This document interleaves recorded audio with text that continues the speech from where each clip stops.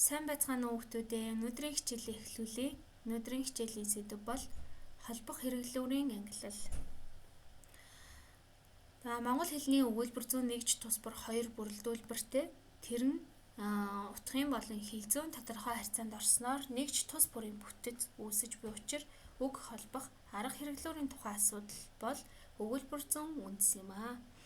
Өөрөөр хэлбэл өгүүлбэр зүүн нэгж тус бүрийн хоёр бүрэлдүүлбэрийн холбоо харьцаа утга үүргийг судлах нь өгүүлбэр зүүн гол зорилго юм аа.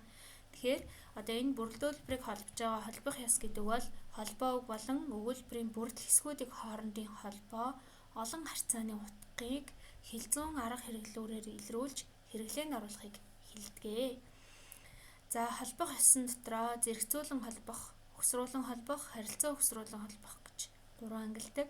За зэрэгцүүлэн холбохын дотроо нөхцөлийн арга, за J-chain A гэсэн нөхцлүүд, холбоосын арга, за ба бөгөөд буюу болон агаад гэх мэт. За тэгээ аялгын аргаар холбогддог бол өгсрүүлэн холбох холбоосон дотроо найруулах аргаар, хамжуулах аргаар холбогддог. За найруулах гэдэг нь нөхцлөөр, за энэ дотроо нэр болон үүлийн холбох нөхцлөөр, за эсвэл холбох үгээр, за энд нь өгсрүүлэн холбох үгс байна. За хамжуулах арга гэдэг бол одоо ямар нэгэн нөхцөл бүтээгээр байхгүй, холбох үг байхгүй, үндсээр холбогдохыг хэлдэг. За харин харилцаа өгсрүүлэх холбоо бол нэрийн бүлэг дээр үүлийн бүлэг гэсэн бүтцтэй. За энэ болохоор энгийн өгүүлбэрт нэрлэлийн t ялгалаар нийлмэл өгүүлбэрт бусад t ялгалын нөхцлөөр одоо холбогддог. За тэгвэл ямар нэгэн юмс үзэгдлийн шинж чанарыг өөр зүйлд байгаа шинж чанартай харьцуулах арга хэрэглүүр байгаа. Тэгэхээр харьцуулах утгад хэлний хэрэглүүрүүд юу байдаг вэ гэхээр тэмдэг нэрийн ижил зэрэг ба адилтгал зүүрлэл бүтээх арга байдаг. За үүнд нь одоо мэт шиг, адил, өөр, зүй, чинээ. За жишээ нь одоо салхи шиг хурдан, чулуу мэт хатуу гэх мэт. За мөн тэмдэг нэрийн илүү зэрэг ба хэтрүүлэл бүтээх арга байна. За тэгээ аас илүү, давуу, хамгийн, онцгой, игнишгүй, ижилгүй, хосгүй гэх мэт.